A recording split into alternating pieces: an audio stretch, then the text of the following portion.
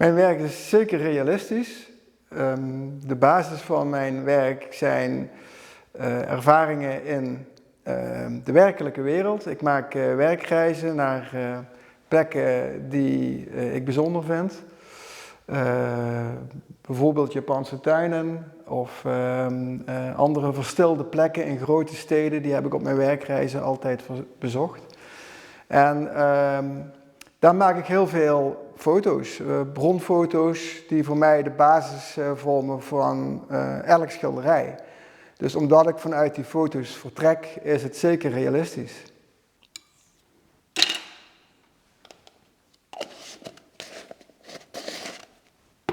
In elk schilderij probeer ik één specifiek moment uit te tillen, te verbijzonderen en daarmee in feite ook weer tijdloos te maken. En juist die aandacht voor het kleine, voor iets waar je normaal aan voorbij wandelt, hè, want iedereen heeft het druk. Als je naar je telefoon kijkt, dan kijk je 2 seconden naar een afbeelding en daarna ga je weer naar de volgende.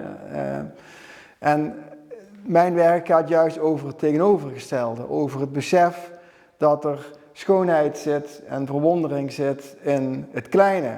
De rimpeling van het water en hoe daarin de vorm verandert. Hoe het zonlicht opeens binnenkomt in een Japanse tuin en de kleur van het mos wat je daar ziet compleet verandert en de beweging van de bomen zichtbaar wordt in de beweging van de schaduwen. Dat zijn mijn onderwerpen en die verstilling, die wil ik in feite proberen te verbeelden en ook over te brengen op de mensen die naar mijn werk kijken. Wat ik altijd heel mooi vind is dat mensen die al lang geleden een werk van mij gekocht hebben en die dan toch vaak nog naar tentoonstellingen weer komen kijken om een ontwikkeling te volgen, aangeven dat ze nog steeds heel geboeid blijven door het schilderij wat ze hebben. Juist omdat het telkens opnieuw bekeken kan worden. Kijk, een goed schilderij dat kan je meteen pakken. Dat is vaak ook een heel belangrijk argument als je binnenkomt en je krijgt een wauw-reactie. Maar daarna gaat het over dat je ogen over het oppervlakte van het schilderij dwalen en dat je telkens opnieuw wil kijken.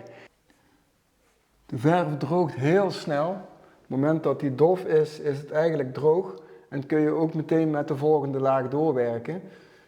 Dat is dus een voordeel, omdat je aan de schilderij kunt blijven werken. Bij olieverf moet je vaak echt dagen wachten op de volgende laag. Het nadeel is dat als je een vlak in 1 kleur schildert, dat je echt snel door moet werken, omdat je anders de aanzet van de kwaststreken blijft zien.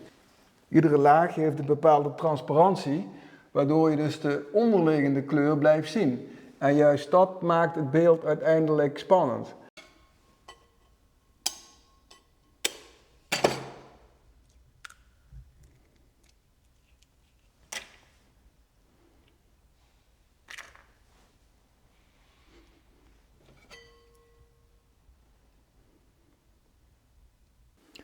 Wat ik nu toevoeg is olie en hars, waardoor je een menging met het ei krijgt. Het bijzondere van een eitje is namelijk dat het een emulgator is.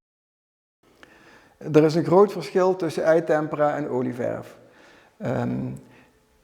Eitempera kenmerkt zich door enerzijds een matte uitstraling van het doek. Tegelijkertijd zijn de kleuren kraakhelder. En de huid is een beetje fluwelig.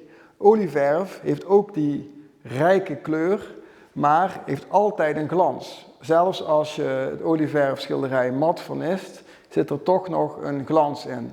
Bij eitempera is dat veel minder en zit er hoogstens een zijdeglans als je heel schuin naar het doek kijkt.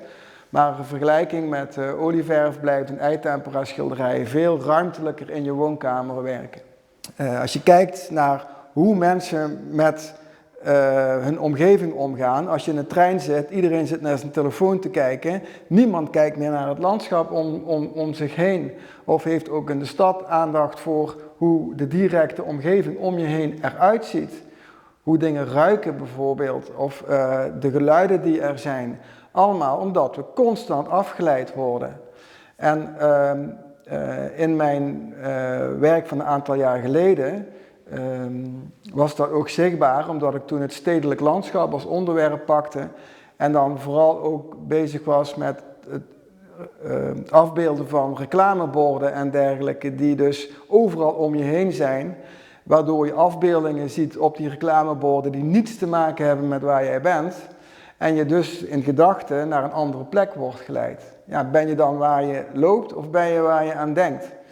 Nou, dus echt en onecht gaan steeds meer door elkaar lopen. Dat zie je ook met alle ontwikkelingen op het gebied van AI bijvoorbeeld. En mijn kunst is in die zin een reflectie op deze tijd. Je zou het romantisch kunnen noemen. In de zin dat romantiek ook